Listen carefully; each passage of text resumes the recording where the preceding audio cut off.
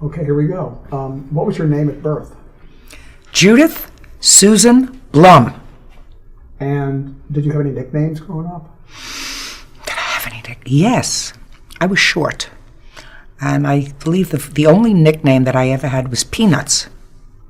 Small. Where were you born and when were you born? October 21st, 1942. I was born in Brooklyn. And did you grow up in Brooklyn? Spent a good deal of my childhood in Brooklyn before I went away to college. Most of the time, we traveled a little bit because my father was in the service. And when he came home from the European front, he was a dentist. We traveled to Alabama, Texas. We traveled around because he took care of people's teeth. What's your father's name? Murray. Okay, and what's your mother's name? Ethel. And what did she do? Ran my father and the rest of us with a very loving hand. Is there anything that your parents did that influenced your passion for the law? I don't think so. What my parents did was set a good example and give me what I consider a reasonable moral compass. We had a loving, warm, extended family. Things were sort of different those days than they are today. People spent their spare time with family. It wasn't soccer practice and violin lessons and jiu-jitsu and taekwondo and running from one activity to the next and then back to a tutor. And then most of the time on Saturday and Sunday, you got in the car and went to a relative that had the house farthest out in the country. Hopefully, and when you finally found a relative that had out in the country with a pool, that was heaven. Their house became the vacation place. So I spent a good deal of my time growing up after our family was sort of reunited after World War II. I was just a baby at that time. Reconnecting with family, who were sort of spread out. I don't know if that answered your question. No, sure. Did you? Was your immediate family big? Did you have siblings? I have a brother who's also a dentist, David, Okay. who is 5 years my junior and reminds me of that whenever he possibly can. What was Judge Judy like as a kid? Were you outspoken? I was a brat. I think I was precocious is, I think, a word that my father would have preferred. He would have used both precocious and a brat. I like to think that I was fun. From what they tell me, I was fun and an interesting child. Got into this trouble, as many little kids did. One of the houses we lived in Virginia, we lived with another family who became good friends of our family, and they had 3 sons, and we were all very young. I was 3, I think, 2 or 3 at the time, and those boys were 5, 4, and 2. So I grew up to be a bit of a tomboy in those early years. Did you have hobbies? Not that, as a young child? Or any time through your teenage years even? Did I have hobbies? I'm sure I did. I thought that I could paint for a while. I had absolutely no talent, but I kept pursuing it. I took ballet lessons as a young child. My parents thought I might have talent in that direction. I had none. I stopped pursuing it. I tried piano lessons for a while. I hated to practice, and I found that although I like to sing, I have a little sore throat today. I like to sing, mostly to myself, and that's a good thing for my family. I had no particular musical ability, so I quickly gave that up and found that the thing that I did best was talk. So what did you want to be when you grew up? A lawyer. Always. And how did this come to you? I mean, at what age? Were you young? I think I was young, and I think that my father used to talk to me about the world of politics, and he thought that with what he considered the gift of gab that I had, I would make a good politician. And I believed that in order to be a politician, you had to be a lawyer first. As an adult, I realized that I would be a terrible politician because I prefer the ability to make a decision unencumbered by what other people think. Politicians, unfortunately, are encumbered by many, many constituencies. So, for me, I think that life is so much luck, because if you choose something, I always say, if you choose something that you're naturally adept at, and you can figure out how to make a living at it, you're ahead of the game. In my case, I figured out what I was naturally adept at initially, which was talking and arguing and debating. Debating what time to go to bed, whether I could stay out until 11 or 12 o'clock, debating whether I could wear sneakers out on Friday night, even though my mother said only bums wore sneakers out on Friday night, whether I could walk to the theater myself when I was 14, the movie theater 3 blocks away, or whether they were going to drive me to the movies. Those were debates that we had, and I learned to use my gift of words. What about television? What are your earliest memories of TV? Milton Berle. He is my earliest.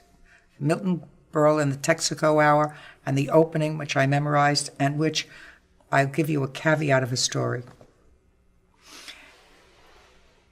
Many decades later, after Milton Berle, and we are the men of Texaco. We work from Maine to Mexico. You remember that? I don't know if you do, but I do. Yeah. And that's the way we started our night. And I was standing in front of the Peninsula Hotel, where my husband and I stayed for a bit when we were working. And a car came up, and a woman came out of the car, and she tapped me on the shoulder, and she said, "Excuse me, my name is Lorna Berle. My husband is Milton Berle, and he's a big fan of yours. He watches you every day. He's on his way here from the Friars Club, and he'll be here in 2 minutes. Would you mind?" So, to me, it was a thrill to wait for him. And I waited, and it was just a couple of years, I think, before he passed away. So he got out slowly from the car, and he was wearing sort of a rumpled trench coat. And his wife went over and said, "That's Judge Judy." And he looked up. And he said, "Oh, I love you." And I said, and I went into a rendition of "We Are the Men of Texaco, We Work from Maine to Mexico." And we chuckled back and forth. And when we parted, he said to me, "Kid, you've got great comic timing." It was one of the best moments of the years that I had spent in California, and probably took me back to my childhood. It was just a grand moment. When you were a child watching the Texaco Theater and Milton Berle, did you ever think that you would be on television yourself? We all fantasize. I mean, children always fantasize about being a celebrity. But that's always what it was. It was just a fantasy. I mean, I lived in a very real world. You can't get much more real than being the daughter of a dentist. That's real. Right. And we lived a very middle-class kind of life, lovely. We had a close cadre of friends. We walked to school. We didn't have the same kind of fears that kids have now. But the idea that I had any particular talent that would afford me the opportunity of becoming a celebrity was something that I knew didn't exist, because I was not musical, nor theatrical, nor did I have any acumen that anybody would want to watch on television. So I thought. So it was a fantasy that was, I knew, one that would not be realized for me. I was going to be a working girl. Growing up, did you have anyone that influenced you a lot? My father influenced me a lot. Dentists tells jokes. Most of them tell jokes badly. But my father had a terrific sense of comic timing, and he told a very good story. And I wanted to emulate him. because I was a daddy's girl. And my best friend Elaine's father, George, owned a bar and grill. It was behind the bar, and he too knew how to tell a great story. And we were very close friends since we were 10, and the families knew each other. So between my father and George Cohn, I listened to when to say the word, when to turn the phrase, when to shut up, when to deliver the punchline. And somehow, instinctively, it was easy for me. I got it. And I also, I think, relatively from an early point in my life, knew that I was not an academic scholar. I was an average student. But I understood social situations and I understood people. I don't think I made a conscious choice that I wasn't an academic scholar. That just came naturally. Certain things were easy for me and certain things were not. I mean, math, biology. I wasn't bad in biology, but chemistry, algebra, trigonometry, foreign. They could have taught them in a foreign language. It wouldn't have been easier for me. But I understood people and I understood the nuances of life.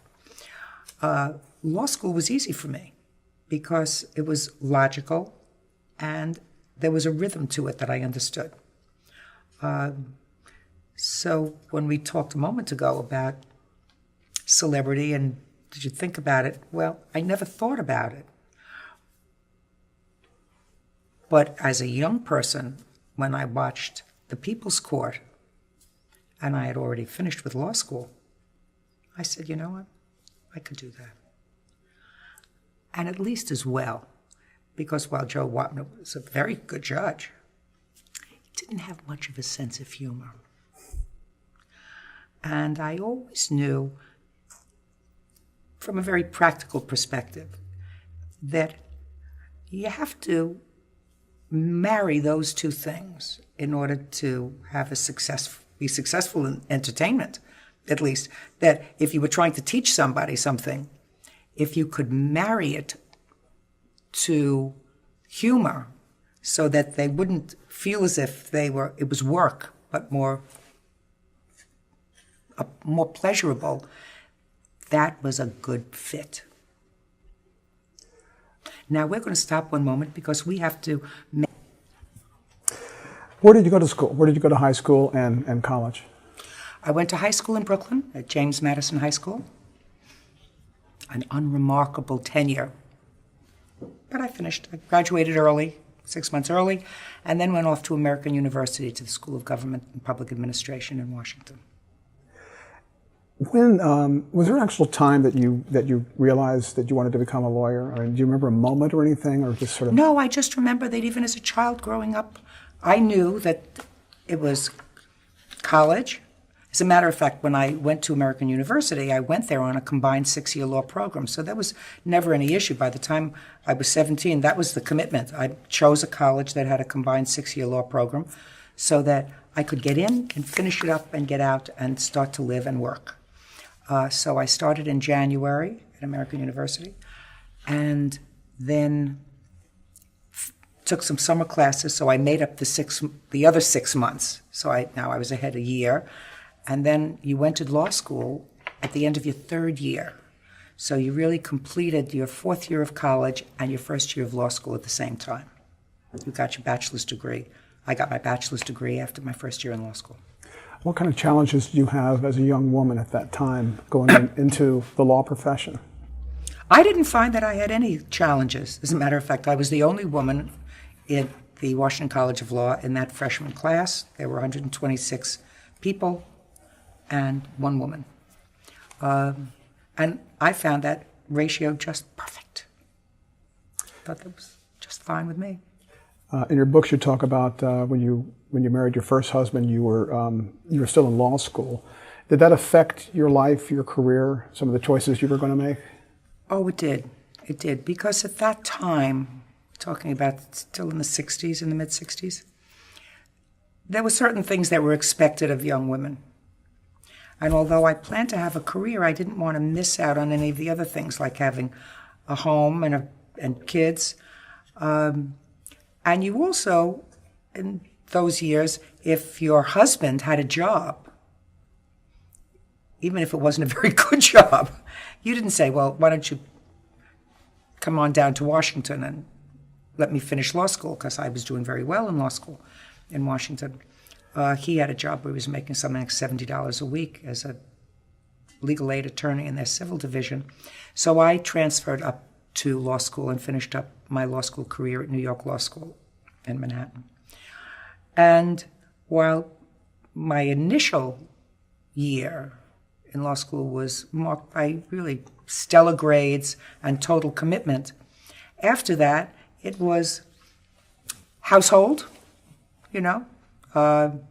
There was still cooking and cleaning up, and there was very little money. And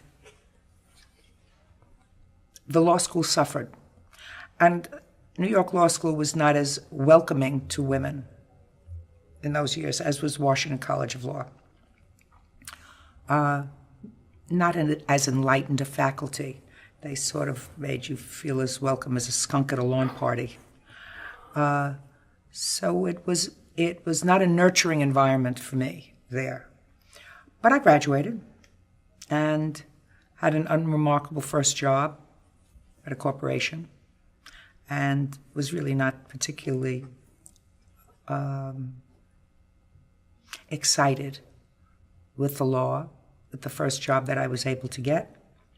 So I did what most other young women do when they're not excited about their first job. They have a baby, which is what I did. Then I had another one. What about your professional goals? Were they defined at that point in your life? No. Everything after that had a ring of serendipity to it. I had young children at home, preschool, but in order to keep the mental juices going, I enrolled in a graduate course of study at NYU Law School and took graduate courses there once a week at night. So I would be able to do something other than watch afternoon TV and take care of kids. And then occasionally I would go to a seminar or lectures that were in Manhattan. And at one of those, I met an old former colleague of mine from law school, from New York Law School, who was then supervising an office in the family court, Corporation Counsel's office. His name is Larry Schwartzstein. And he asked what I was doing, and I told him not much, and he said, I have an opening in the family court. Would you be interested? Well, it sounded very, very good to me. And he said, can you start in 2 weeks? Can you Excuse me. So I said, I could probably start in 3 weeks. And I went home. The next day, we had sitting around with the children at dinner, and they were, I think, 4 and 5 and a half at the time. And I remember telling them that a very nice lady was going to come and take care of them after school because Mommy was going to work.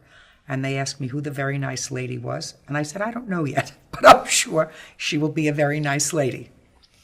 And I went to work 3 weeks later at the family court in New York County and found my home. And this was in the early 70s, right? Like around 72? Yes, 72. You were prosecuting juvenile delinquents, at least part of your duties at Yes. that point. What was that work fulfilling for you? Oh, yes. How so? I'm a law and order girl. I believe that in society there's right behavior and there's wrong behavior. My yardstick for normal behavior has expanded over the course of my lifetime because the world changes and the law changes and people's perspective on things change, so that what's normally accepted has expanded for me. But hitting an old lady over the head and taking her pocketbook is unacceptable. And it's unacceptable irrespective of the yardstick that you're using.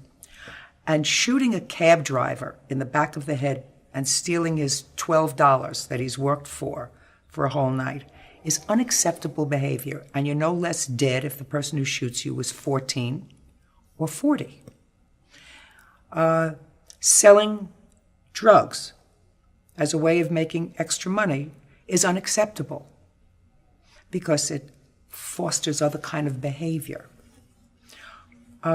Burning your child with a cigarette in order to potty train them is unacceptable behavior. I don't care what yardstick you're using. So I'm a law and order girl. And while I recognize that some of the people whom I prosecuted in family court didn't have the same kind of advantages that I did, a loving home, two parents who sort of pushed me in the right direction, that did not excuse the bad behavior. Because 95% of the other children who were brought up in the same environment did not go out and hurt people. If they did, it would be chaos in the streets all the time. And I always found it irritating and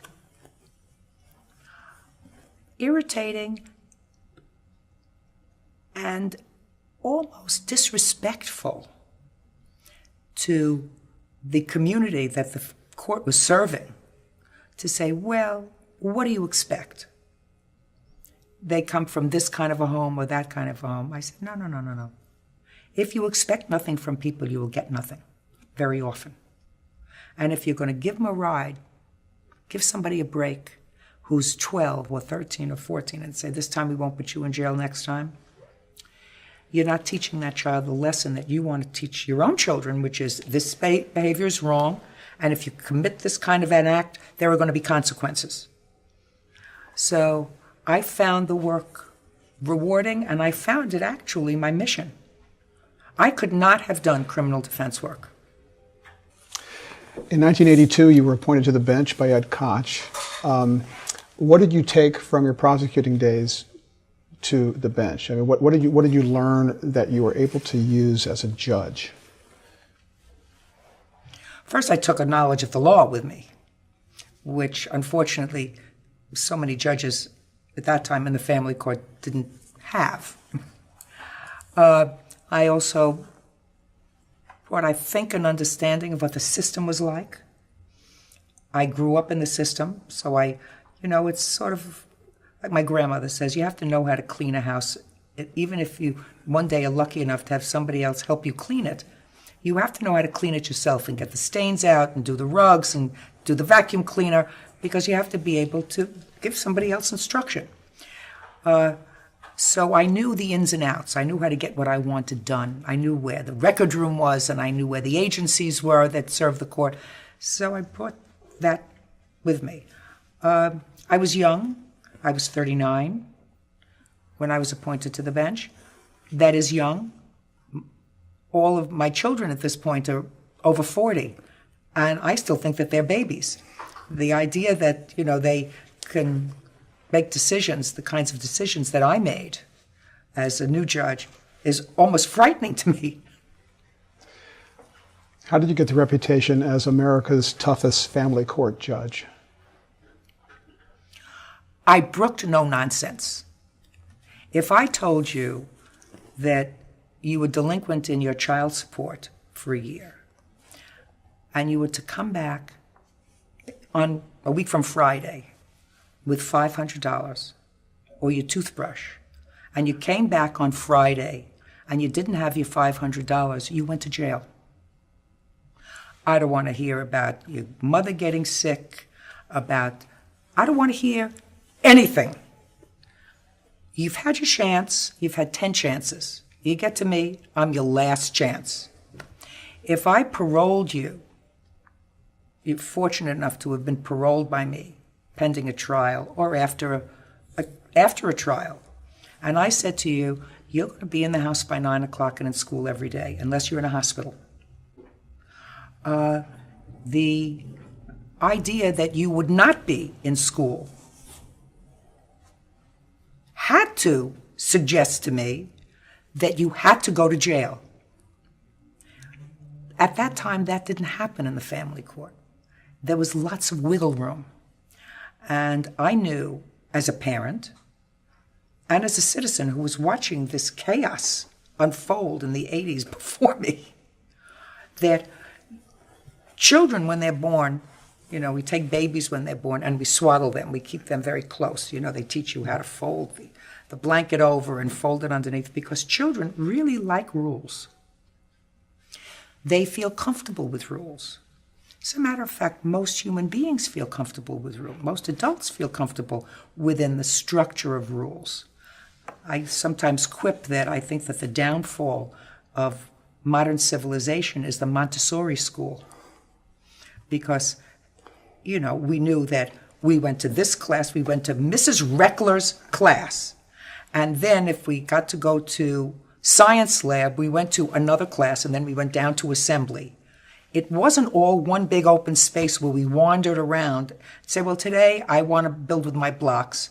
Well, we're reading now. No, I don't want to read. I want to build with my blocks. Well, then you go over there while everybody else is reading and build with your blocks. I don't know what that teaches, but it's certainly that kind of fuzzy thinking that I believe got us to a place in the 80s where you had gangs of kids running the streets. Even not the bad gangs, that killed people, the ones that just decided to knock over vending machines or knock over stalls of vegetables, on the street with the grocer and their vegetables, just for sport.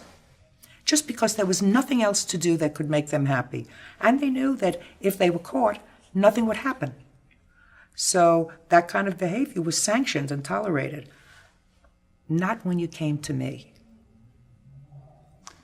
I took it seriously and didn't allow excuses. I remember one case. Do you want me to talk about this? Sure.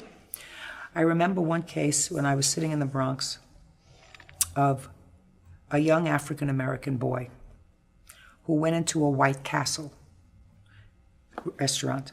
And he was a handsome kid. He had aspirations, and he was college bound, and he had aspirations of going into acting career. He really was that kind of handsome kid. And these 5 white thugs took issue with him being in their neighborhood having a hamburger at the White Castle. And they beat him up,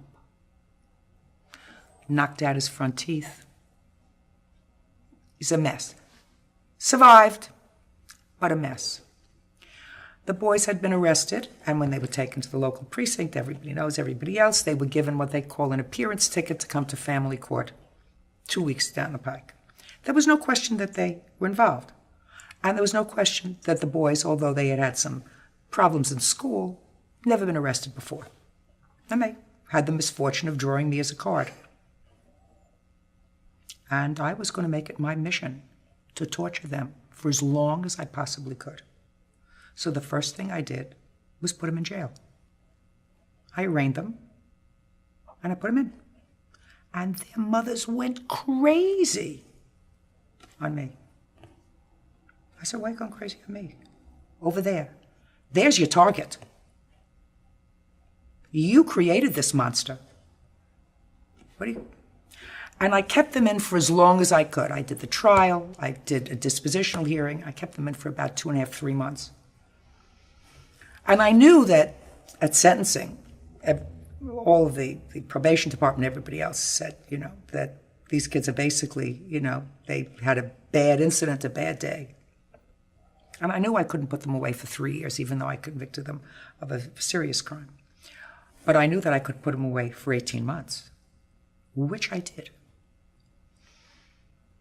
Was it a good lesson? It taught everybody a lesson. These 4 kids, I don't know what they learned from the lesson, but their friends learned. And their parents learned. What did their parents learn? They learned sometimes you're going to get a judge who's going to say, I'm going to give him another chance. And sometimes you're going to get a judge who's going to say, enough is enough. This isn't stealing a candy bar from your local candy store. This isn't scalping a ticket. It's not even selling a joint of marijuana. Your son was able to, with their bare hands and a baseball bat, maim another human being. I'm not going to take a chance with him. Maybe he won't like a Chinese person. Maybe these 4 boys were Italian. Maybe they won't like a Jewish person. What's to say? Where do they draw the line? So, I'm going to give you some serious thinking time. And the victim knew that the court system treated him fairly, not dismissively. Is that tough? Damn right. Do I think we would all be in better shape if we did not view youthful thugs who hurt other people as errant children? They're not errant children. They're dangerous. And it takes a certain kind of psyche, twisted psyche, to be able to skin a cat, set it on fire, cut off the head of a dog, take a child into the woods and slit their throat. You had a 15-year-old girl who admitted taking her 9-year-old neighbor and slitting her throat from ear to ear because she wanted to see how it felt. You feel sorry for her? Me? I feel sorry for the 9-year-old. That's where my sympathy lies. And for the parents of the 9-year-old, do I feel sorry for the 15-year-old's parents? Yes, they should have caught it sooner. That's their responsibility. They were out to lunch. So does that make me tough? It does. Did you relish that reputation, that title, as America's toughest? Did I relish it? I don't know. I don't think I relished it, but I didn't mind it. I didn't mind it. I never acted out of being mean-spirited. You know, I mean, I had appeared before judges who were just mean-spirited. You said yes, black. They said white, yes, no, right, wrong. I understood that. Just flexing your muscles to show your power is not where I wanted to be. I don't mind to even be self-deprecating. As long as you got the message across, and the message is that the justice system means business. And if you're going to try to make a fool of the justice system by not following the rules, by flaunting its orders, by not abiding by the laws of the place where you live, there is a consequence. I am your consequence. Now you may be lucky. You may get some do-gooder who says, not your fault. But that's the luck of the draw. You may get me. Did you ever feel threatened? No. What part of being in a role in family court as a judge was most frustrating for you? The most frustrating part was that despite my best effort, giving it 110% of my effort, most of the time, you couldn't fix most of the families, most of the dysfunctional families. Couldn't fix them. The pathology was too ingrained. The being overwhelmed. I mean, situations very often of their own making. I mean, if you're a poor single woman, you can't raise 7 children in New York and expect them to all be fine. It doesn't happen. You have 6, 7 children, 5 different fathers. The fathers are in jail. You know, you're on welfare, and you take a boyfriend, and the boyfriend comes into your house and he abuses your 13-year-old daughter, and she runs away. All of that dysfunction you have created because you're acting irresponsibly. It's very simple. You're supposed to have the children that you can afford to raise physically and emotionally and financially.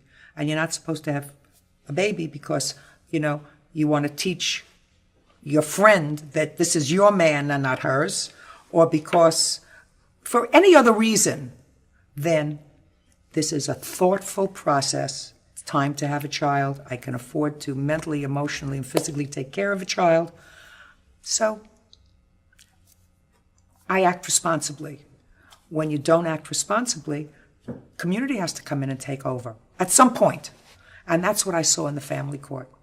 And we had systems put in place to take over for families who couldn't take care of themselves. But they weren't manned by the best minds in the universe. The pay was very low, very frustrating job, sometimes dangerous for caseworkers. Never enough resources, appropriate resources, where to put children in abuse and neglectful situations. So despite your best efforts, most of the time, you didn't make an appreciable difference. The 3 or 4 times a year, if you, like I used to say, like if you broke a sweat, you could make a difference. That made the job worthwhile. But that was the frustrating part. Is there a story behind the trademark lace collar? Oh, the lace collar? Mm-hmm. Not really much of a story. My husband and I were traveling in Greece, and we were having dinner at the foot of the Acropolis. And there are stalls there. And it was just about the time that I was appointed to the bench. And there was a lady who was making lace collars. And I said, you know what? Men have the ability, the male judges, they wear a white shirt which shows through, and usually a lovely tie, that was bright colored, so they look terrific. And the women had this black right up against their faces, so any sleep deprivation or sallowness or lack of sun or lack of vacation showed on the women. So I said, I'm going to try that lace collar. First of all, it's a little disarming. You walk in the room and you see a nice little lady sitting there, 39 years old, with a lace collar. You say she wouldn't hurt a fly. That's how the lace collar came about. Little did they know. Little did they know. So what led to your appearance on 60 Minutes? When I was in family court, it's a long story. You ready for the story? Sure. When I was in family court, I believed that family court all courts should be open to the press. Because I honestly believe, and I believe to this day, that the only thing that closed courtrooms do is they foster bad judging, bad lawyering. The public pays for a very expensive judicial system, and the public has a right to see that that law is being dispensed appropriately. And I believe that in the family court as well. So during a period of time when they were having these debates about whether it should be open, I opened my courtroom. One of the reporters that would come in regularly was a reporter who worked for the Daily News. Her name is Heidi Evans. And she was married to Josh Getlin, who worked at the Los Angeles Times. Heidi would come and sit and watch. I refer to them by their first names now because we've since become very good friends. Josh was writing a 3-part series for the Los Angeles Times on people from different parts of the country that shake the bureaucratic cage.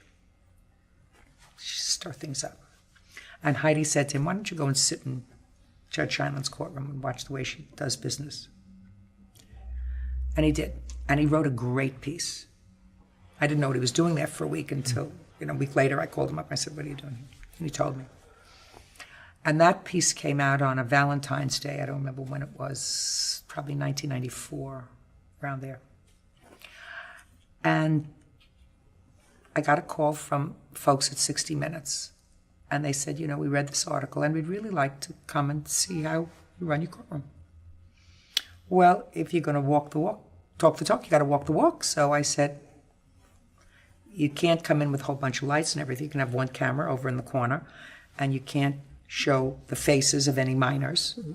Other than that, you're welcome.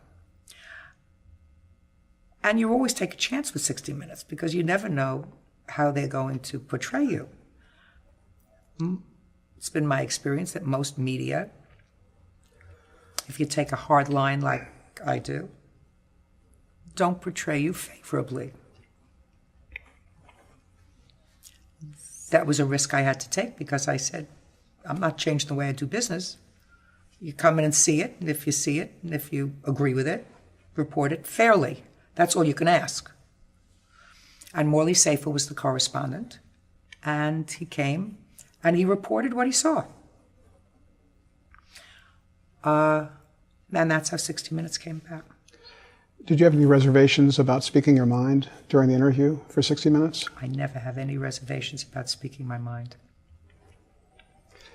Was there any hesitation to agree to even do it, or were you on board right from the beginning when they first called? Oh, I thought for sure if they assigned Mike Wallace to do it, I was going to be excoriated in the piece. But first of all, they said that Morley Safer was doing it. And I saw Morley Safer. He looked like a nice enough fellow. And I had to hope that they were fair. I mean, you can't say, if you watched me work for a month, they were there for a month, you can't say I was lazy. You can't say that I didn't know my business. I knew my business. You can't say I lacked perspective. I had a perspective. And there was a rational basis for my perspective. So you may disagree with where I was coming from, and you may choose, if you wish to, conduct your business in a different way, but you can't fault me for being inept, dishonest, didn't understand the system. I don't like people who cheat the system. I'm part of the system. I think that if you get disability and you're not entitled to get disability because there's really nothing wrong with you, and they find you building a deck on your back porch and you're collecting $2,000 a month because you hurt your back, I think that there has to be consequences for that. Right?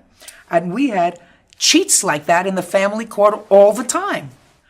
And when I exposed it, people would say to me, why are you exposing that? There are people who are running big government and big corporations and they cheat all the time. I said, but I don't work there. This is where I work. You want me to say, well, they're only cheating a little bit, and a lot of people who in different vocations, different professions are cheating a lot, therefore I will do nothing. I mean, that's ridiculous. Is that what you're suggesting? So there was a rational basis for the way I conducted my business.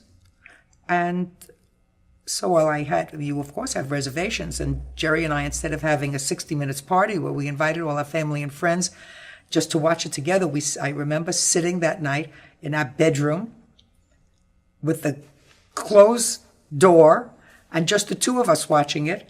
And when it turned out to be what we considered a favorable piece, we went to the Silver Spoon Diner on First Avenue in Manhattan and met my friends Elaine and Barry and had a tuna fish sandwich to celebrate. When Morley Safer interviewed you, did he give you any instructions or ground rules or anything? None. He didn't give me any, and I didn't ask for any. And what was the feedback? What kind of feedback did you get after your appearance? And was there any backlash? Not that I remember. The feedback was I got a call a couple of days later from who was to become my longtime literary agent, Jane Distel, and she said to me, Judge Scheinlein, I really think that you should write a book. I think you have a perspective, and I think that your perspective should be told. There are a lot of academic types that write books on the family court, and psychologists and sociologists and therapists, and that group of folks who write, and they become the texts for study.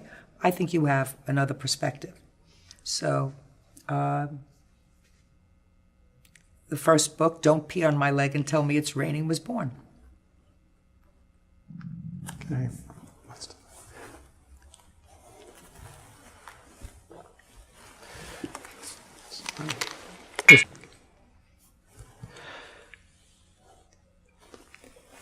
What was the experience like being on television, being interviewed? I mean, did you enjoy it? Did you have aspirations at all at that point that you would be on television? You mean other than being on 60 Minutes? Right. No, I really didn't. I thought it was a great adventure. I honestly liked the idea of having another perspective told about the family court. But I had no thought of anything after that. I wrote a book, thought that would be fun, having it published and running around to the bookstores and taking your book and taking it from the back and putting it in the front was something that we enjoyed doing. So what led to Judge Judy, the show that you're doing currently, Judge Judy? A couple of years after 60 Minutes, I was working. I was in my chambers. It was lunchtime, and I got a call from a young woman whose name is Sandy Spreckman. She had been one of the segment producers on the People's Court, which had gone off the air a couple of years before. And she said to me that she and her friend, who had also been a producer, Kay Switzer, had watched the 60 Minutes many times, and they really thought that I would be a great judge on a program like the People's Court. Would I be interested? And that's how it came about. Did you feel like when you made the decision to do the television program, were you ready to leave the family court at that point? I'd been in the family court for 25 years, and while 60 Minutes, there were no ramifications from 60 Minutes. You know, there were people who disapproved of television in the courtroom, and I really couldn't care less about their opinion. They're entitled to their opinion. This was mine, and I still believe in open courtrooms. But I knew that after I wrote the book, Don't Pee on My Leg and Tell Me It's Raining, there would be a lot of repercussions because I called a lot of people out. And my term was up in a couple of years. I wasn't particularly worried about reappointment, but you never can tell. But I was getting tired. You know, when you work at that crescendo, and it is if you work hard, and not everybody worked hard in the family court. There were some people who took it as a place to retire to. Those are the people who kept their doors closed. But I really worked hard. And I took 6, sometimes 8 Tylenols a day. And I look back at the 60 Minutes piece now. And it's interesting. When I watched it recently, I saw how ruddy my skin was. Just from stress, oil, aspirin, not enough rest, didn't pamper yourself. There were no facials. First of all, you couldn't afford them. Not lots of vacations, because you really couldn't afford those either. Just a lot of work, and I got to work very early in the morning, and I stayed until I was finished. So I was ready for a new adventure. I really didn't think that I would be fortunate enough to have 2 careers that I loved. I mean, I loved working in the family court. Even though it was a hard job, I still loved it. But, so few people have the opportunity to have one career that's so fulfilling, and to think about having 2. But you got to be in the game to win it. When you were first approached about a television show, did you have a kind of a dream scenario or anything in mind how No. the show would, how it would be, what kind of a show it would be? No, I thought that it would be a show very similar to the People's Court, only with me at the helm. And maybe we would do cases that are slightly different, something that were a little more emotionally meaty. But I just thought I was a different personality. And I didn't know I knew that the People's Court had gone off the air, so I didn't know whether the public had tired of courtroom programming. I didn't know, really didn't know. But I thought, even this is an adventure, going out to California. And I only had really enough money to go out for a couple of days, and I stayed at a modest hotel and went around and saw some people. And Larry Little from Big Ticket Television liked what he saw, liked what he heard, and said, I'll make you an offer, and we'll do a pilot and see what happens. That's what we did. And what was the pilot like? I mean, was there... Awful. Absolutely what was the awful. premise? It was People's Court kind of thing, but they really didn't have a sense of who I was. And they thought I was an actress, and I'm not. So they had some ridiculous cases, ridiculous cases. I don't know, they real people, not real, whatever it was. I need to deal with reality because I don't have a script. And I'm really working off what the facts are and what the people are really like. And if the people are not real, it's hard for me to get into it. So the pilot was actually quite awful. And everybody realized that it was quite awful, especially me. So what they did was they did a sales tape. Instead of doing a pilot, they put together snippets of 60 minutes, and they put together a little bit of interview, and that's what they presented at NAPI. And I went to NAPI, and I schmoozed all the station managers, and lo and behold, we managed to clear enough of the country to get on the air that first year. We weren't in great time periods, and we weren't on great stations, but we were on the air. And I think probably almost immediately they saw that there was a growth. We'd start little, and then somebody told somebody else about it, and they told 3 people over the fence, and before you knew it, we were hitting a number that was almost reasonable. And by the second year, we were in like Flynn. When the decision was made to title the program, were there several titles that were considered before Judge Judy was settled on? Well, I sort of liked Hot Bench. That shows you how dumb I was. Because certainly, if you're smart, you name the program Judge Judy, because then they can't replace you. People's Court, they've had 4 or 5 judges on the People's Court. They could have had a dozen judges on Hot Bench. Hot Bench, nobody knew what it meant. You know what it means. If it's usually used in an appellate argument when the appellate court, irrespective of their number, 5, 7, when they ask questions, and they ask questions in a provocative way. They have a direction, and they really pound you with their questions. It's called a hot bench, which means that they're really interested in this issue. They have a perspective. So they eliminated hot bench, and then I thought about Judy Justice, because sometimes my court officers, if they had an errant guy outside who didn't bring all the child support money he was supposed to bring, they would go outside and they say, you better get the money, because otherwise you're going to be in for a dose of Judy Justice. So I thought Judy Justice might be fun. I was overruled. They called it Judge Judy. And unless they find another one that looks like me, I'm it. Were you known as Judge Judy before? No. Before that? No, as a matter of fact, the first time somebody said, I'd like you to meet Judge Judy, I was furious. I said, that's like Buffalo Bob Smith or Clarabelle. I'm Judge Scheindlin. The television personality is Judge Judy, but I'm Judge Scheindlin. And I still don't refer to myself as Judge Judy. I don't. This is Judge Judy Scheindlin. If you notice, even when I do promotions, it's not much Judge Judy at 4 on. I said, that's not me. I'm Judge Judy Scheindlin. But when the fans come up and say Judge Judy, you're okay with that? I'm fine with that, but I don't refer to myself that way. We've conditioned the fans to refer to me as Judge Judy. But I'm not conditioned there in my head. You said big ticket entertainment or television approached you. Was it a pretty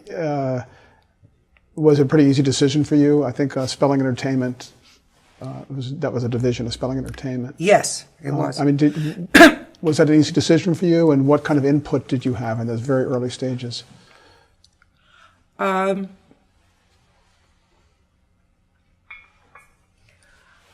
didn't. I probably could have had more input, but you don't have input without power. I transposed understanding the business of the family court and the systems that service the family court to learning as much about the business of television as I could. When I started, I was a novice. I didn't know anything. And if you don't know anything and you're dealing in this business, you're going to get screwed. Did you have an agent? I had an agent. No, I didn't have an agent. I had a lawyer. Had no agent. I've never had an agent, but I had a lawyer who somebody recommended to me. Who was a nice enough gal. But she wasn't also dealing with from a position of strength. She had an unknown person. So she didn't set the rules. They made the rules. And we just, for the most part, acquiesced. Then you learn the business, and you learn what your worth is. And you learn what it means when a show that's successful. And 95% of what they make in television goes in the sewer. It doesn't work.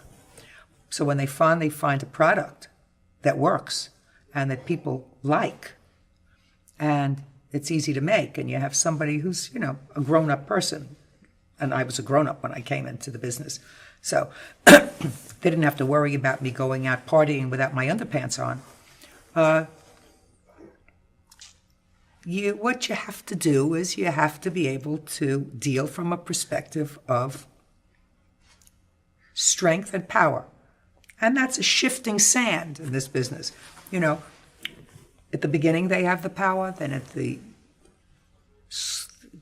middle it's sort of shared power, and then you'll ride a crest, like now. I've had a wonderful run. If it's over, it's over. Right now our viewers both here and around the world seem to like the program, so we'll continue to do it. When it's over, it will be over. But if you decide to hang on to me, if you decide to hang on to a program, once the welcome mat is being slowly withdrawn, that's a big mistake, because then you lose your power. And once you lose your power, you lose your edge in dealing with people whose business it is to make television. I never want to be in that position again. Too old. From the time you were doing, test shows or test runs, to the time that the show was actually up and running, a guy named Randy Douthit came in. I think he was with Larry King before that. How did things change, and what did he contribute? Randy is a pro. He brings a news background to the show. He did Crossfire as well as Larry King. Lots of other things as well, and he understood the entertainment part of it, but he came as a news person. And he understood me. He understood that you don't push me around. Don't give me crap. Give me something that's legitimate and real, and I will give you my best effort. Other than that, I'm going to blow it off.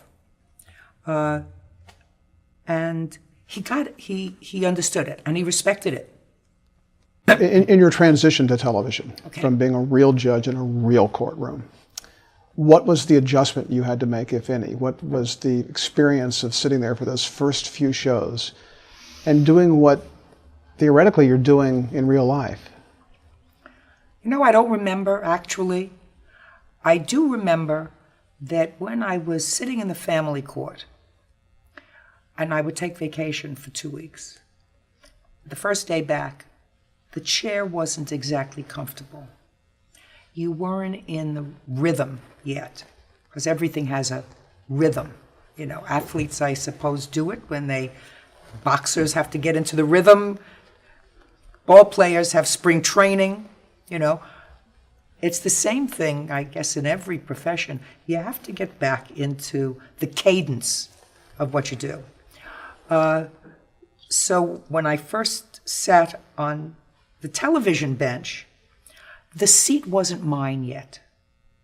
I just didn't feel the cadence. Now, having Petrie Hawkins Bird as my bailiff, who was my bailiff in the family court in Manhattan for a long time, helped because he understood. But for instance, I didn't have a stenographer in the television courtroom. We'll stop for a second. And I was used to a stenographer. And if somebody shouted out, there would be consequences to that. If somebody acted out, there would be consequences to that. Well, there weren't. I have a series of guards around, but, I can't do anything. You have to get used to that kind of logistics. But I think that the reason the program works as well as it does is because when a case is called, I'm focused, just like I'm focused on you. You're it for me in this hour or 2 hours that we're going to spend together. So I'm going to engage you. If I was dismissive, we wouldn't be having this kind of an interview. And because the people, the litigants, they certainly know that they're on television, but because I'm not concerned about where the cameras are or what the lighting is or whether my makeup is 100% right or if the hair is 100% right, that's not important. The important thing is the business of what's going on here. I mean, it has to look good, but the business of what's going on is the important thing.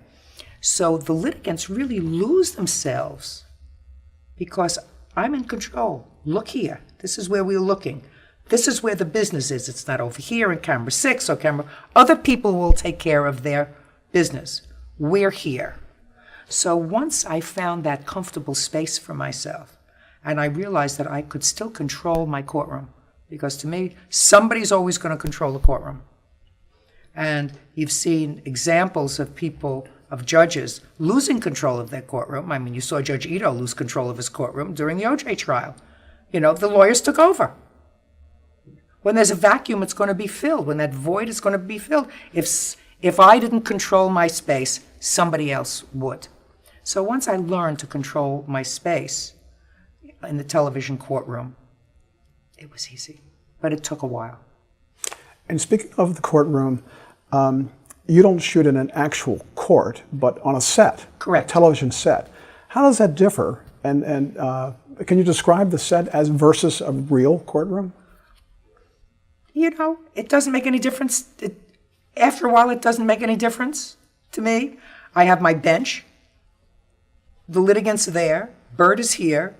The gallery is there. We didn't have that kind of a gallery in the family court. You know, we had just seats for 12 or 15 people in the family courts. Here we have a gallery. I have a dressing room in the back. I had a robing room. The only difference is in between cases, we play gin rummy. Because I find that when I get up to do a case, and then you come back, and you know, by the time they get another case ready, it's 5 minutes, it's 10 minutes, and your energy level goes down, then you got to bring it up again. But if I'm playing gin rummy in the back, my energy level stays at a higher level. So I'm still moving, even though I'm not working. So the set really doesn't make any difference. You bring the set with you. I mean, if you're a clown, you could sit in the Supreme Court of the United States and you're still going to be a clown. You know, the dress doesn't make the gal. Neither does the suit make the guy. If you're a schmuck, you're a schmuck. You know, if you're a bimbo, you're a bimbo. You make it. It's what's in here. It's what you bring to it. So it doesn't have to have 4 walls. It can be a set. But this is where you work. This is your space. So I don't find quite frankly, any difference. Do you think it's important for the litigants to have the same kind of reverence for the television courtroom as they would in a real courtroom? I think it's important for them to believe and to know that I'm serious when I'm listening to them. And I'm serious about the business that we're going to accomplish in that 20 minutes time. Because if they don't believe I'm serious, I have to quickly disabuse them of that, which is the reason why it's been 14 years and we've never had a real incident inside the courtroom. We've had incidents once they get outside and they're outside and the case is over and they're talking to, you know, Bird is out there with them and then they may go after each other or even outside in the parking lot. But when they're with me, they don't act up.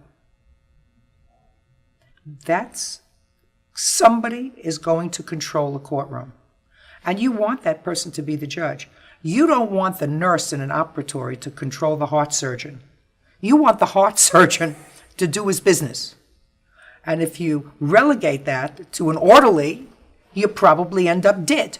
And if you relegate the control of a courtroom to someone who doesn't have the expertise, training, and acumen to run it, that's when you run into injustice. The lack of justice. the lack of semblance of propriety, lack of proper dress, lack of reasonable English, just the lack of civil behavior. I don't tolerate that. There's a conscious decision somewhere to make the setting New York, even though it's shot in L.A. Why is that? I have no idea. You know, I don't know. I've seen it, and it doesn't make any difference to me. We started this program 14 and a half years ago. I believe in professionals. You have to let professionals do what they do. We have two executive producers, Randy Daffert and Tim Regler. Randy and Tim have been in the business for almost as long as I'm born, although they won't like to. They probably both won't like that. But they've been in the business a very long time, and they're both pros. Tim takes care of all the nuts and bolts and makes sure that everything is squared away, which is the only way that I can operate.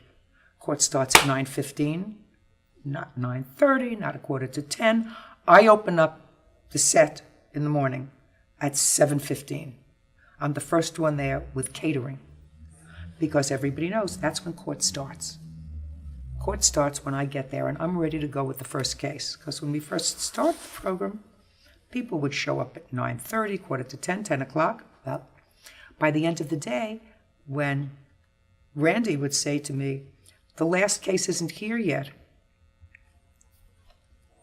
and it was 3:30, 4 o'clock, I would say, what do you want me to do?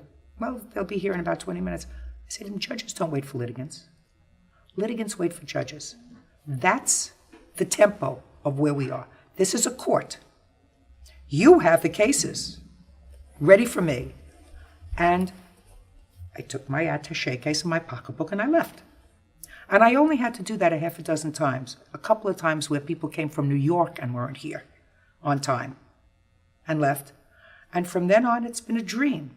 Things run like a train. That's the way, the orderly process of it. Tim Rigler takes care of that. Randy Dalford's job now is to both executive produce and direct.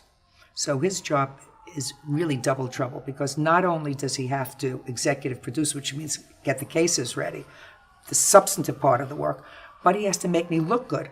And with each advancing year, that becomes more difficult.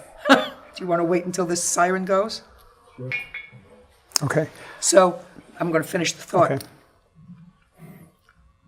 And then we have other people who are pros that do their work. We have segment producers whose job it is to gather up the cases from the researchers who get the cases from the courts. Everybody does their job, and I do my job. My job is to adjudicate. So when we first started the program, the people who worked, many of them worked on the People's Court. They had a certain rhythm. They knew that they came in, the producers spoke to Judge Wapner, this is what the case is about. He had little blue cards. I said, that's not the way you run a courtroom. The way you run a courtroom is you have a complaint and an answer. Complaint written by the litigants stating their position, the answer by the defendant, and if there's a countersuit, the countersuit. That's what I get to read. And when a producer came in to discuss the case with me, I said, I have no interest in meeting you. You're a nice person. You do your job. I do my job. If the public wanted your opinion about how this case should be decided, they'd give you a dress, black dress with a collar, and I would be doing your job or no job. You do your job. I'm not going to interfere with the way you do your job if you do it well. And you can't interfere with the way I do my job. So we all have what we do. We don't do blue cards. We don't, we don't use somebody else's opinion. I don't take a break to go and research what the law is, go in the back and call 4 people. We do a case, start to finish, no stopping. I don't exit, come back, start to finish. That's it. I do my job. Everybody else does their job. Retakes? No retakes? Never. Never. Are you the same Judge Judy on the television program as you were Judge Scheindlin before you ever even thought about being on television? Absolutely. Absolutely. That's the only way I can function. You know, I was 52 years old when I took this job. That's really a second career person. And if I had to try to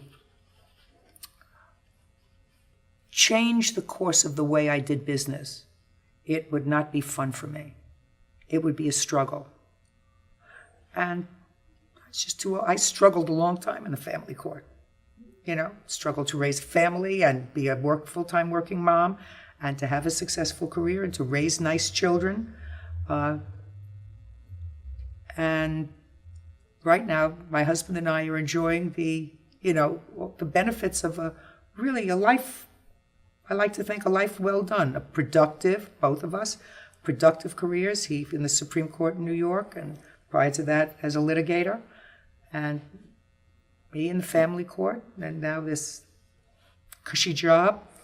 And we're enjoying the fruits of it. If I had to change who I was in the work that I do, it would cease to be fun. And why? What are your thoughts about the power of television and what you actually like to accomplish with your show? I really didn't know what the direction of it would be and how it would be perceived, but I'll tell you how it's been perceived from the emails that I get. And we get hundreds and hundreds of emails. And my husband and I have traveled, done a great deal of traveling, far more than we did in the previous lifetime. And wherever the show airs, it's well received. We have a phenomenal audience in Ireland, in Australia, in the UK, in Israel, in Africa. And I think that there is a universal message from what I hear, the receptors, is if I could define it in one word, it's responsibility. People really want their fellow man to accept responsibility for themselves and for their actions. And I believe that there have been the last 5 or 6 decades of soft thinking. I hope we're not coming back to it, where it's not your fault if you do something wrong. The consequence is not yours for that bad act. Society will take over and take care of all of the ills of everyone. You don't have that responsibility. And the mail that I get suggests to me that I got a letter just last week, and it was from a woman who said, my husband and I are middle-class working people, and we wanted a family, and we had one child, and the two of us sat down with pencil and paper, and we figured out that with our incomes, this is about as far as it could go. We want this one child to have every advantage: school, camp, college, graduate school if she wants it. And we knew that if we had 2 or 3 kids, we really couldn't do that. And despite the fact that I wanted a larger family, we said, this is what we can handle, this is what we can do. She said, and I get so frustrated sometimes, Judge, when I watch your program and I see these people who, without any thought of a consequence, bring children into the world that are destined to suffer, that are destined not to have a full, rich life because they're not acting responsibly. Fathers having children and disappearing. Grandparents taking over the responsibility of raising grandchildren because their mother's on drugs. And it's a society gone mad. And if the one word that people take away, which is the one word that resonates through all the email that I get, is responsibility. It's so nice to see someone demanding responsible behavior, even in the small microcosm of this court drama. It makes us feel good that the good guy is winning. The guy who's acting responsible is winning. And the bad guy is getting at least a tongue lashing. Can you very briefly take me through a typical production week, that in terms of how many shows you tape a week and how many per day? I can. I work 52 days a year. I fly out to California every other Monday, usually every other Monday, and I work Tuesday and Wednesday, or Tuesday, Wednesday, and Thursday. They're busy all the time, doing what they do expertly, which is preparing the cases and getting me the complaint, the answer, and the countersuit, which I get by FedEx, either in Naples, Florida, which is where we live in the wintertime, or in Connecticut, where we live in the summertime. And I get those cases, and I read them over and put them away, because I don't want the nuances of freshness to be muddled by my knowing too much about. I want to generally know what the case is about. And we do the cases. We start at 9:15 in the morning, and we usually finish by 3:15 in the afternoon. And we've done a week's worth of cases in that day. That's it. It's a good job. Can you explain how the show is, I guess, maybe technically an arbitration as opposed to an actual court of law? Well, I'm not licensed to practice law in every state in the union. Our cases come from all over the country. But you can be an arbitrator. Anybody can be an arbitrator. You need a certain amount of training, which we like to think that if I've been a judge for 25 years, I'm able to arbitrate a small claims case. And the people sign what is called a binding arbitration. So they agree to be bound by whatever decision I make, and they withdraw whatever case they have pending in the lower small claims court. And if there's a decision to that the plaintiff or the defendant receives some money, where does that money come from? That money comes from the show, has a part of the production budget, pays for any out-of-pocket expense if there is a judgment. But if I order the return of property, that's done. And if I order a car transferred from one person to another and the car titled over, that's accomplished. I prepare an order and we get it to motor vehicles, and they do that. If I dismiss a case, it's dismissed for all purposes and the plaintiff loses. If I dismiss a counterclaim, it's dismissed for all purposes. So that's how it's done.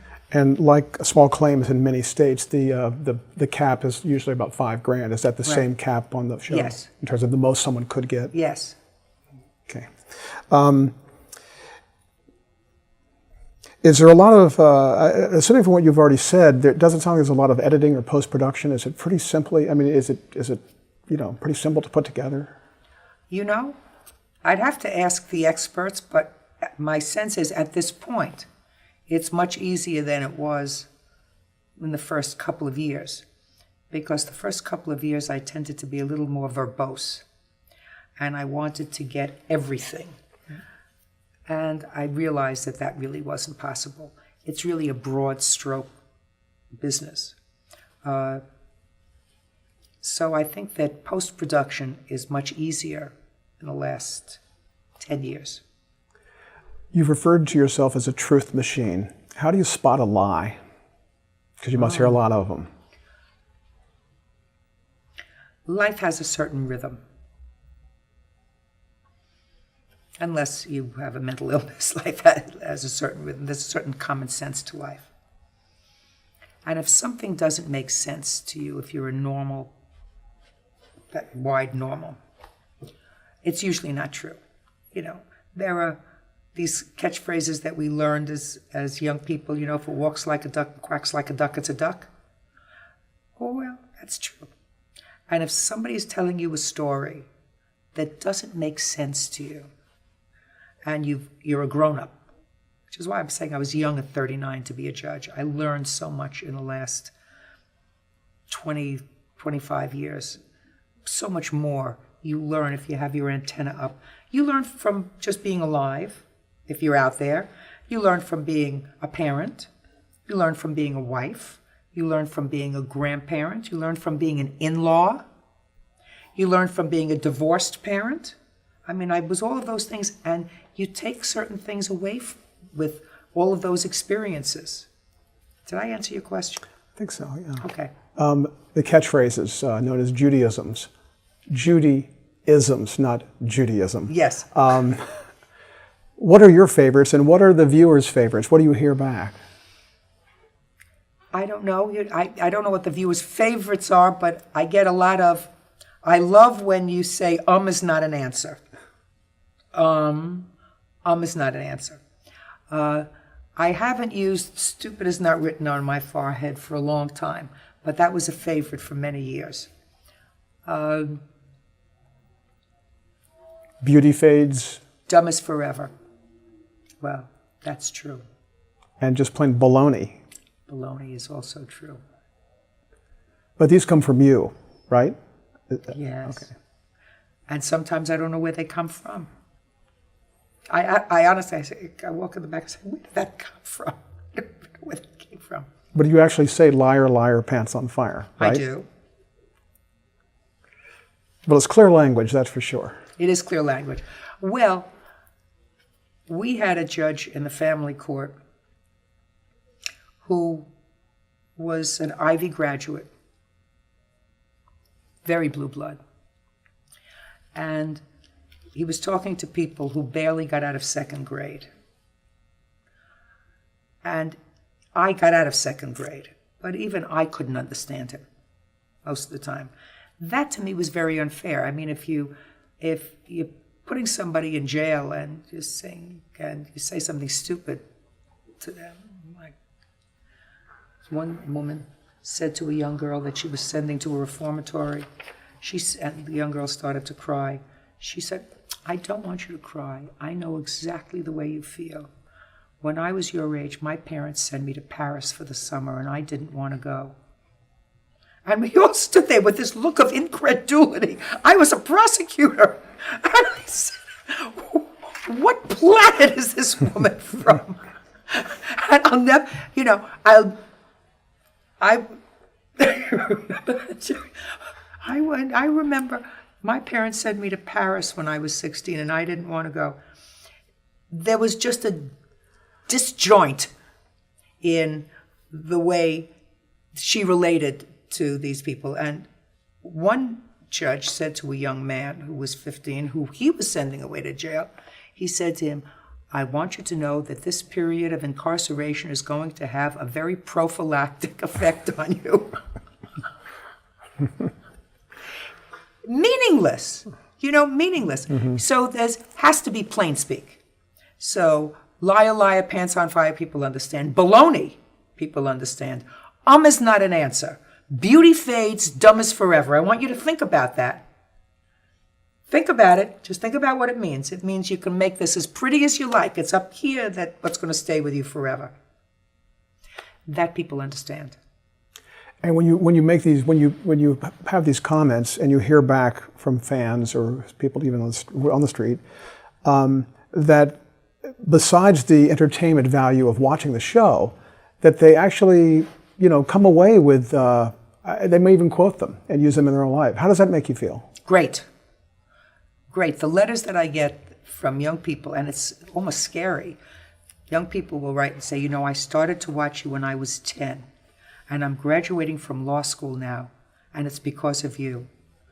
And you lose track of, how you lose track of time at a certain point, and then you say, well, it's been 14 years. You could start watching when you're 10, and now you're 24 and you're taking the bar. It's scary. Yeah.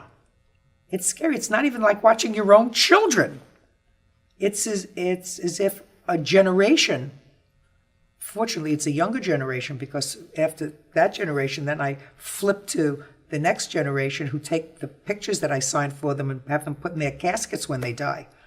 I have a lot of those. Can't tell you how many times I'm mentioned in obituaries, because my husband has this thing where it Googles you every time your name is mentioned.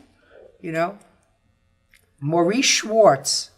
He was beloved husband, father, wherever else. Loved to play bridge, and every afternoon watch Judge Judy. Memorial services at Riverside, Sunday at 10. It's fascinating to be part of what I perceive to be the fabric of multi-generations. They get it. Not everybody gets it. And I know there are a lot of people that aren't fans. that think that I'm too strident, that think that I misrepresent what a court should be. And for those people, I can say to them, I'm comfortable enough in my own skin. Don't watch. But I think the message I deliver is a good one. And that message is, you're supposed to be a responsible citizen. Is it possible to be really impartial? I mean, and not let personal feelings, views, moral, everything that you are, inform your decisions? You are what you eat. I am who I am. The fact that I may not like a litigant doesn't necessarily mean that I'm going to rule against them. If what a fair and balanced approach to the law might be, but you are going to get my best judgment about what is just and fair, unencumbered by what a legislature has superimposed on just and fair. And that people sign off on that I don't use any particular statute in adjudicating my cases, because I believe that there is a common law and a common thread of what is reasonable and what is not. I don't need someone to tell me, well, the statute of limitations on that case is 2 years. If somebody brings a case that's 3 years old, I will say to them, you know what? I'm not interested in what happened 3 years ago. Memories fade. Tell me what happened yesterday. Tell me what happened last month. I don't have to resort to saying, well, the statute of limitations in your jurisdiction is 6 years on a contract, and therefore you can tell me about it, or it's 2 years on an oral contract, therefore you can't. I don't have to say that. It's logical. The law's supposed to be logical. And when it's not logical, you're supposed to be able to figure out a way to make it right. And even as a sitting judge, I tried to make it right. I tried to make the spirit of it right, even if I had to bend the letter of it a little bit. And I don't think there's anything wrong with that. Have you ever made a decision you really regret? No. I'm sure that I made decisions in my career that were wrong. But I was never motivated by anything other than wanting to do the right thing. And if you're trying thousands of cases a year, you can't look back. You can only look back if you are motivated by, well, how would it be if I beat up on this person because it's going to make my ratings better? That is an abortion of the law. What if I said, I'm really going to rush this case through because, I have an appointment tonight. I want to go home. I want to get out of here. I'm going to give you short shrift. That's not fair. But if I devote the time that I'm with you, whether it's 15 minutes or 20 minutes, and I'm giving you my best effort, and the judgment is based on that best effort, I don't look back. It being TV, did the litigants ever get stage fright? Oh, I'm sure they do. But you just go through, you don't stop? No, I don't stop. And is there ever any bad result for litigants once they've been on the show? Or conversely, have any of them become famous because of... I don't think so. Okay. I'm sure that there have been... You know what? I really am not tuned into that. I'm sure that some people have gone back to their home states and good things have happened or bad things have happened. Unless I hear from them, I wouldn't know. How do you deal with the fame of being Judge Judy? Well, I do appreciate, for instance, that without people watching the program, there wouldn't be a program. So I try to be respectful of the people who come up and say, I love your show. I say, thanks. Appreciate it. Can I have an autograph? Absolutely. Will you sign my book? Absolutely. Because I understand that that's what the agreement is. I'm a fan. I'm supportive of you. You be gracious to me. I don't understand people of celebrity who are not gracious to the people that put food on their table. I really don't understand that.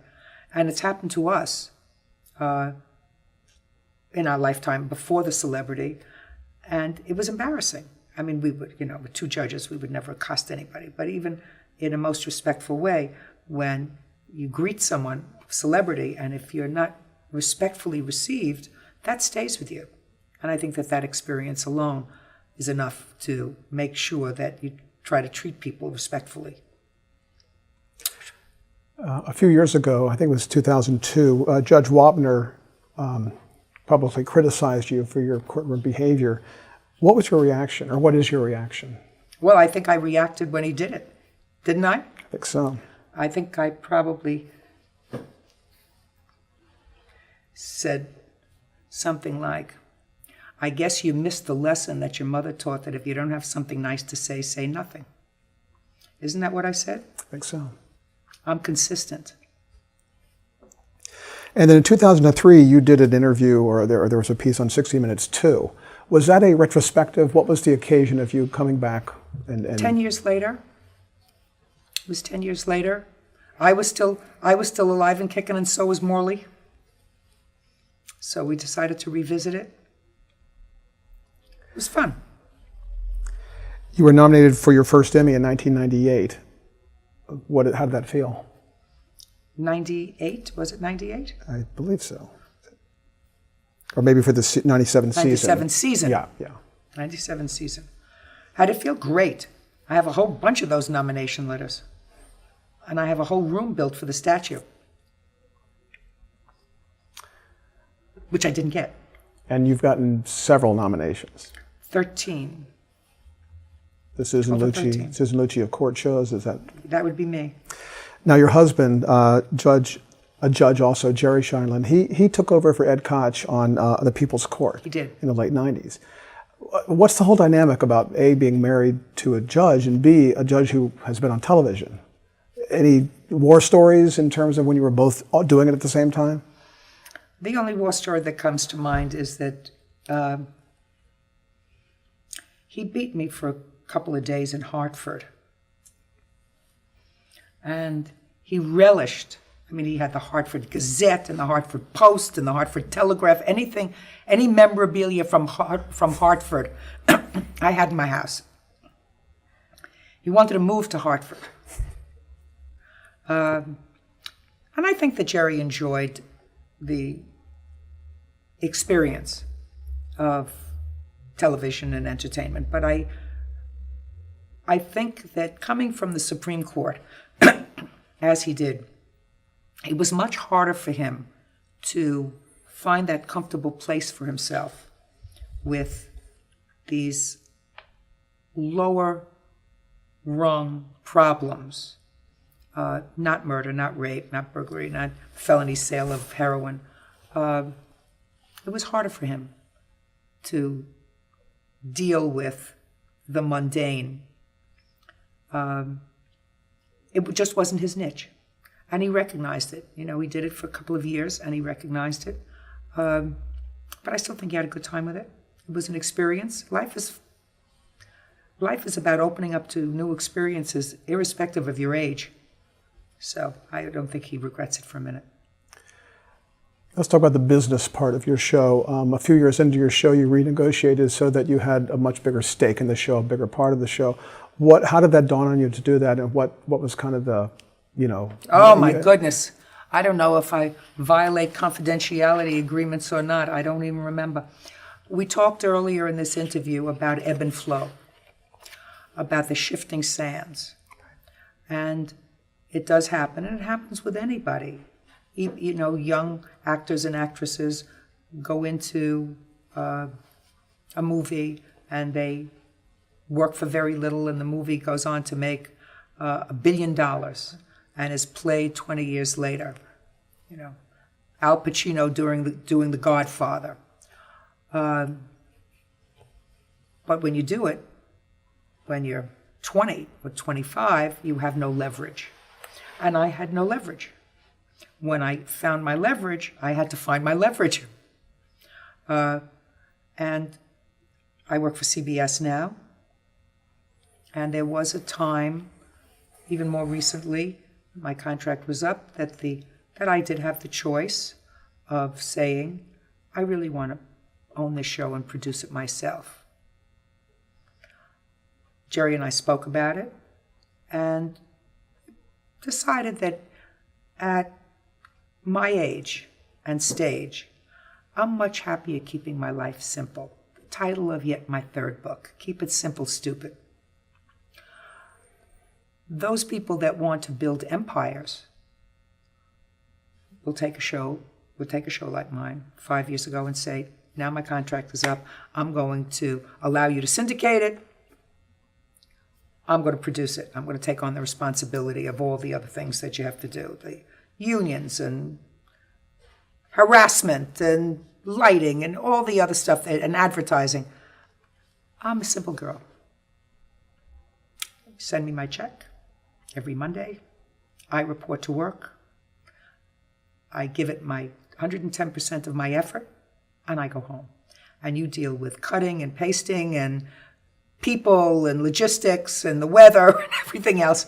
I do what I do. You do what you do. But the business of it, you do have to learn as a talent. And I think that if you are intelligent enough to learn it, you don't have to be a lawyer, but you're supposed to learn about your craft. And when I spoke to people and they said, well, if you're negotiating this new contract, you should make sure that you have provision in it for a manicurist and massage and all these things. I said, I don't want anybody else to tell me when I can have a manicure and a massage. You pay me. I'm a big girl, I'm 54 years old. I'm a big girl. I'll make my own manicure appointment. I'll get my own masseuse. I'll take care of my own hair. I'll worry about buying my own clothes. You just pay me my money. I was easy. But, I don't need somebody to say I need this kind of Evian to wash my hair, to rinse my hair in, and I need this kind of catering. I can deal with that. I know how to deal with that. I ran a household. So when I recognized that it was time for me to exercise my part of the ebb and flow, I did. And CBS and I now have what I consider a lovely working relationship. There was a time when I wanted to make more money, and now there's a time that they'd like to make more money. That's the ebb and flow. Right. But we respect each other. So it's a good partnership. In the time since your show first premiered 13 or 14 years ago, there have been numerous court shows. Some are long gone. Many are still on the air. Have you or do you watch any of those shows? And if so, what do you think about the other shows? Oh, that's a hard question. I flipped on many of them just to see. Not all of them, but many of them. And some are better than others. Some people, I think, are natural to television and others are not. I think that court television is personality-driven rather than case-driven.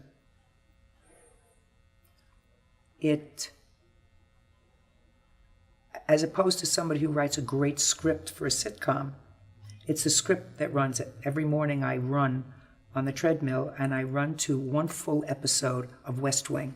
I've seen them all now, at least 3 or 4 times. They're on Bravo.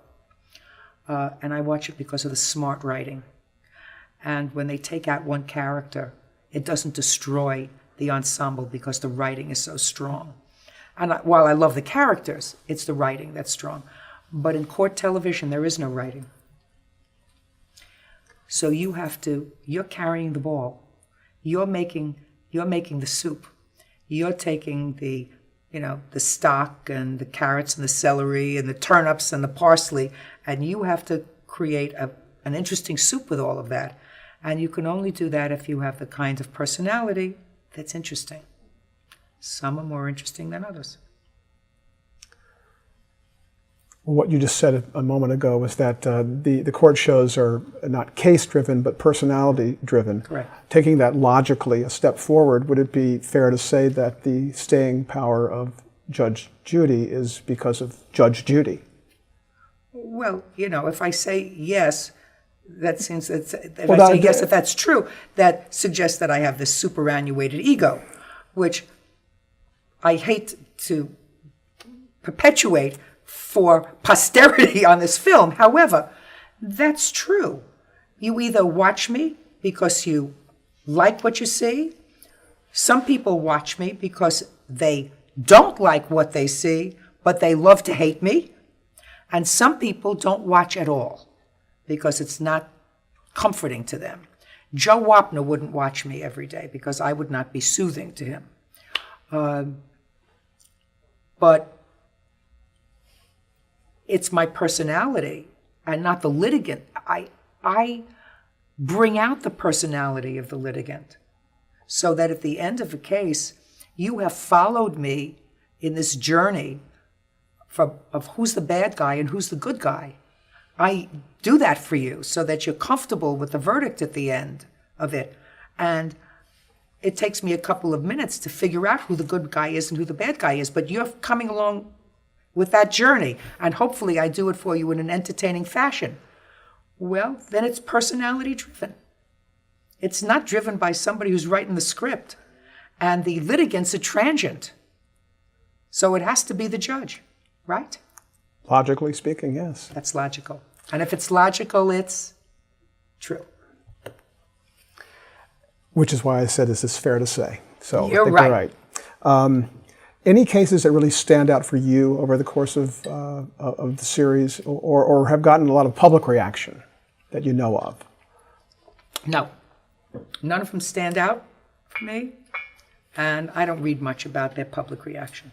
Is there a favorite type of case that you like to arbitrate or deal with when you're on the show? Or? I do best with cases that involve families and children, because that's my expertise. I mean, I like to think I can do the others too.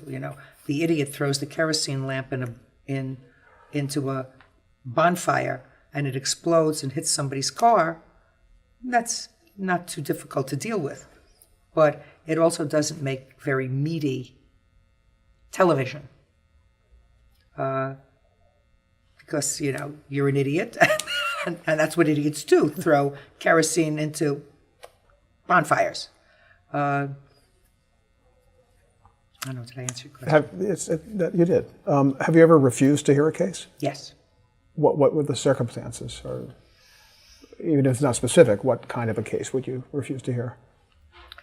I refuse to hear a case where I can tell from the papers or where I've seen 2 minutes of the case, seen the litigants, where one of the litigants is mentally ill or disturbed. Because it's not there. And sometimes it's not evident to the producer who's doing, who's putting together the case, but because I have an acute sense of people, that's what, and as I said, I can't add, can't subtract, no math, don't do computers or anything else. That's my sense. I can usually tell right away if someone's off. And I won't do a case when someone's off. It's not fair, and it's dangerous. Sometimes I'm sure some slip by me, but when I know that someone is mentally tenuous, I won't do it. How have you changed since you first started the show, if at all? I don't know if I've changed. I actually don't know if I've changed. I've gotten older. I think in many ways I've learned lots of things. I enjoy the perks and fruits of my labor, and I share it with those people who I love, both related and not related to me, because I think that it's such a gift that to be able to take as many people as you can on this wonderful ride at the end of the day is terrific. You talked about after a short hiatus coming back and kind of getting back in the driver's seat and to get kind of comfortable again. Is it still is it still interesting and is it still fun? I mean, do you still really like doing it when you I get do. back there after all these years? I do. And if I didn't, I would stop. We're fortunate now, after 14 seasons, so that I don't have to work anymore. And everybody will still be real comfortable, including us. But I still get a kick out of it. And it's still well received. So I will keep doing it. And, I'm signed up for another few years. Have the litigants changed? Are they more like media savvy or looking No. for their 15 minutes of fame? Same as they were 10 years ago, same as they were 12 years ago. And I say that not happily. Gratefully, but not happily. What impact do you think Judge Judy has had on society, the show? I think that I've inspired some young women, a lot of young women, in not only what I say, but seeing how I walk on the earth, to say, I could do that. I don't have to be somebody's doormat. All I have to do is prepare myself. I can stand up I can go in and ask for that raise. I can try going back to college.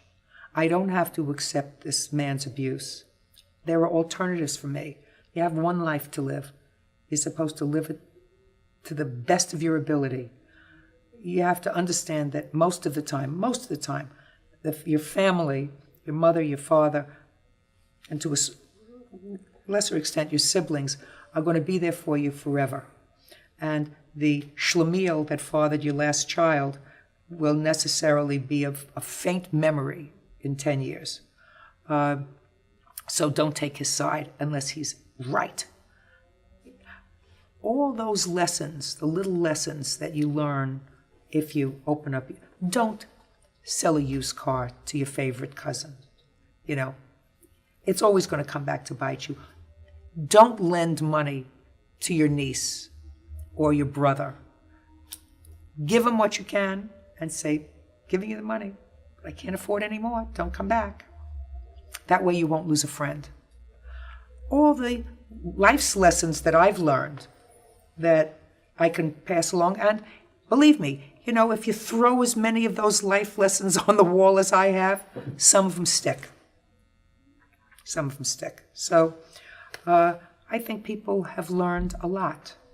Independence, sometimes responsibility, sometimes to take a chance in a second career.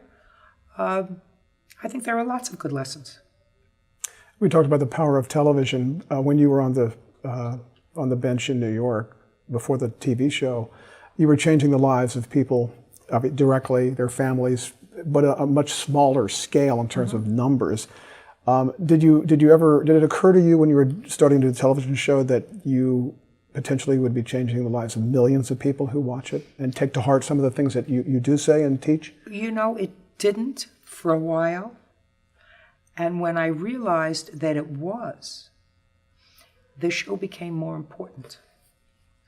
I do believe, and I believe this very strongly, that if you are given the gift of celebrity, and it is a gift, you have a responsibility. And you have a responsibility to comport yourself in a responsible way. That doesn't mean all of us are not fallible one time or another in our lives. But there are so few people that get into this rarefied air and you are a heroine or a hero to other people. They look up to you. And if you disappoint, you're not only disappointing yourself, but you're disappointing a whole bunch of other people. Hundreds of millions of people sometimes. So you have to act responsibly. You've appeared on many other television shows playing yourself, essentially. Is that just pretty much just a kick to you? I mean, do you ever think about how you might be perceived when you're back in your role on your own show as Judge Judy? No. It's the same person. It's really the same person. As I said, if you're comfortable in your skin and you're comfortable with your convictions, there are some stock phrases that are so wonderful that stick. If you tell the truth all the time, you don't have to have a good memory. Right? If you are pandering to a particular person who was conducting an interview, or pandering to a segment of the population when you're giving a speech, you have to keep all those things in such good order. It's too difficult for me. So I am who I am. You either accept it and like it, or you don't.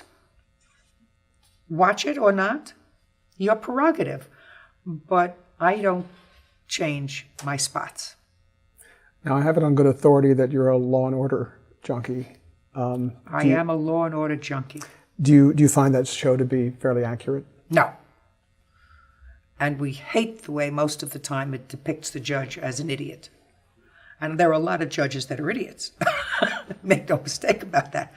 But seeing the judge portrayed as a fool and making ridiculous rulings that are so inconsistent with the law in any civilized country is something that we find troublesome. However, we're still Law and Order junkies because that show has a great cadence. It has a beginning, a middle, and a 25 to 10 or 25 to 9 or 25 to 8. If they've got somebody in custody, it's usually the wrong person because they're going to get the right person at 12 minutes to. It has a cadence to it, and it's comforting. And for us, we're watching Law and Order most of the time while we're propped up in bed. And since we've seen each of them at least 4 or 5 times, when we fall asleep in the middle, we haven't lost anything. Right. Have you enjoyed other courtroom dramas through the years, from the Defenders, Perry Mason, Law and Order, those types? Not Law and Order, but L.A. Law. Well, L.A. Law was fun, and Boston Legal is fun. Boston Legal does not depict any law firm that I'm aware of. But certainly the characters are fascinating and fabulous, and neither did L.A. Law, actually, in my judgment. But things in L.A. are a little iffy anyway in the law with law firms. So I'm not sure how close L.A. Law was to reality. Certainly nothing like the white shoe law firms that I knew of in New York. I don't remember. I remember watching Perry Mason occasionally, but the answer is no. It's most of the time, it's just Law and Order, SVU, Law and Order, the original. Okay, get your time check. Okay, what's your proudest career achievement?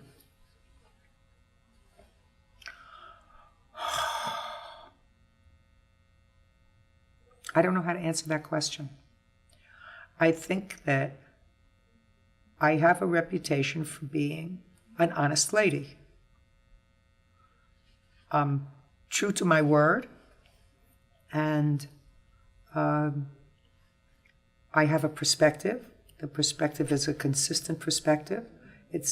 And some may view it as rigid, but it is who I am. I believe in right and wrong. I believe at the end of the day, what's supposed to happen in a trial is the search for the truth and getting the right answer, and a good guy wins and the bad guy loses. And I like to think that that's what I've done in my career. Is there any one regret you have? Yes, that I'm not taller. What about advice you'd give to someone who aspires to be a part of daytime television? You have to have a strong constitution. Most things fail. And it's very, very nice for me to have had success. To have had this program and it be successful. I can't tell you how I would feel if I had this program and it was marginally successful enough to keep it on the air and keep me working, but not a breakout hit that it has become, and not the backbone of much of daytime. I don't know how I would feel. It's really nice to, and not everybody can be a hit show, or can have a hit show. So I think that you really have to be, and I don't know if I could do what these kids do out here in LA, which is go to interviews and auditions time after time and get rejected. That would be devastating for me. You really have to have some sort of constitution and really love the craft to be able to go to these auditions time after time and be told, sorry, thank you, you're too old, you're too young, you're too pretty, you're too ugly, you're too tall, you're too short, you're too blonde, you're too brunette. I don't know how I don't think I could do it. I think that would be devastating on your ego. Do you consider yourself an entertainer? Now I do. That's what I do. I entertain. Can't have show business without the show. We are in show business. I do it from the perspective of what I know, which is being a judge. But I am an entertainer. When on the doctor's form, when they ask me occupation, I write TV. That's what I write. So what's been the secret of your success, would you say? Gee, I don't know. I really don't know. You would probably have to ask others. I think a lot of what I get away with because of my Murray Blum comedic timing and the fact that I can be a little self-deprecating, and because I tried to show people the lunacy of their position by drawing these ridiculous analogies that people have to say, well, that's ridiculous. And I say, yeah, but that's what you're doing. That's what you're doing. Don't you get it? I've got the formula. And it wasn't a formula that I fine-tuned anywhere. I came to it. That was my formula. That was my gift, because I couldn't do math and I can't plug in a computer and I only know how to answer my cell phone, and I have 260 text messages on my phone and I don't know how to get them off and I don't know how to read them. And I probably have a lot of people who don't speak to me because they text me and I don't answer them. I can't do that. But what I can do, I could do, and I can make a living at it. What do you know for sure? I know for sure that this gig's going to come to an end. And when it does, I will feel blessed that I am one of the few people who've had 2 fabulous careers. And I don't know what the next one will be. There could be another one. But I know that I've had 2 great careers. And some of it was hard work, and a lot of it is luck. And how would you like to be remembered? As a gal who was truthful and responsible, and she was fair, tough, a good friend, a good family person, reasonable person. Differed with her on many issues, but basically admired her because she was a good person. Thank you. Thank you.